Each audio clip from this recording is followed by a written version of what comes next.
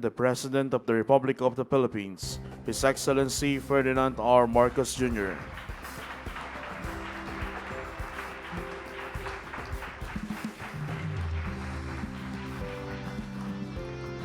Today we shall witness the ceremonial submission of the Second Congressional Commission on Education, final report and turnover of the National Education and Workforce Development Plan.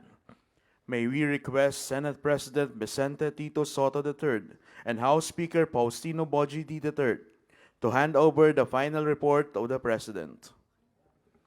And now, may we invite the EDCOM 2 Commissioners and Secretary of Partner Agencies to join the President, the Senate President, and the House Speaker for the photo opportunity.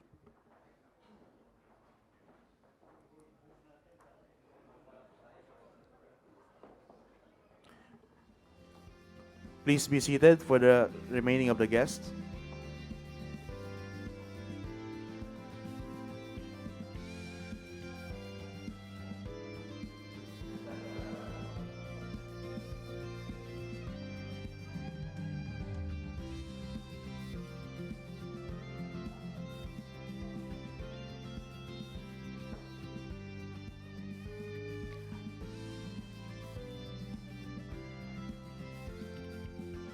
Thank you, Mr. President, and congratulations to the EDCOM 2 and partner agencies. At this point, may we call on Education Secretary Juan Engardo Sani Angara to introduce our guest of honor and speaker.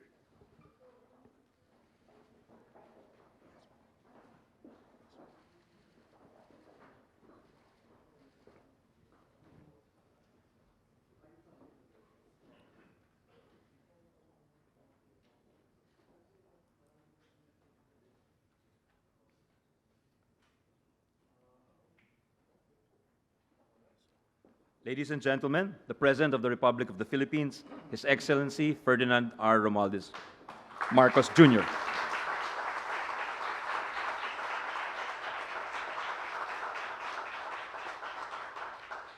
Thank you, Education Secretary Sani Angara. Please kick. Senate President Tito Soto III and members of the Senate, House Speaker Boji D. and members of the House of Representatives, Australian Ambassador His Excellency Mark Innes Brown, the honorable members of the Cabinet, fellow workers in government, partners from the private sector, other distinguished guests, ladies and gentlemen, good afternoon. Isang magandang araw sa inyong lahat. Today, I formally accept the EDCOM 2 final report and the National Education and Workforce Development Plan with a great sense of urgency and responsibility. These documents reveal where we have fallen short and what we must do to improve our educational system. The final report of the EDCOM 2, aptly named Turning Point, a decade of necessary reform, provides a clear picture of the learning crisis that our education system needs to overcome. The report includes the NAT plan, which offers us a 10-year plan to address the learning crisis that can be solved if we act in unity and with determination and with consistency. Ladies and gentlemen, this report shows us that we must think beyond the present, beyond my administration and current leadership, local leadership terms. It calls on government, educators, industries, and communities to improve our educational system into one that will prepare every Filipino to meet the challenges of our time. From the start of this administration, we have worked consistently with the EDCOM 2, listening, coordinating, aligning our reforms with their recommendations.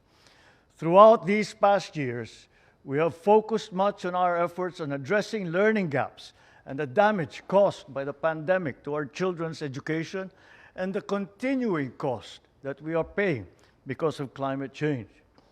We revised our basic educational curriculum, making it learner-centered, skill-focused, and decongested. To ensure that our teachers are focused on implementing this curriculum, we filled teaching and non-teaching positions and pursued the expanded career progression system. We also energized more schools and provided computers and internet connectivity. This year, we approved a national budget with the largest allocation for the education sector, amounting to 1.3 trillion pesos.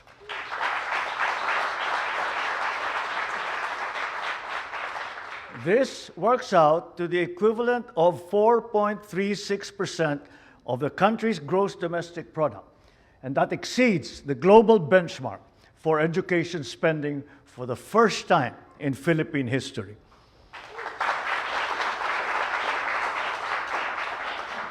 Through this budget, we can hire more teachers, reduce their overall workload, implement learning recovery in reading, math, and science, expand school-based feeding programs, and construct more classrooms, further improving our educational system. We are also strengthening yakap caravans of the Department of Education and of PhilHealth. This ensures that our learners and school personnel can have direct access to primary care benefits. Furthermore, we are allotting more than 182 million pesos in a 2026 budget specifically for scholarships in master's degree, for guidance counseling, psychology, other specializations. We likewise have expanded access to technical vocational education and training through scholarships.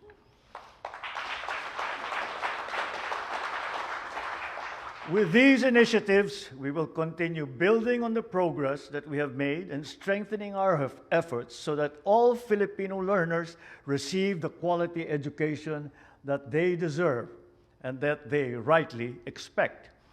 At this point, I thank the commissioners, the secretariat, all the partners who gave their time and expertise to this undertaking. Mga kababayan, ito na talaga ang ating turning point. Panahon ng reporma upang masigurong walang Pilipinong maiiwanan sa bagong Pilipinas. Asahan ninyo na ipagpapatuloy natin ang nasimulan at pagagandahin pa ang sistema ng edukasyon.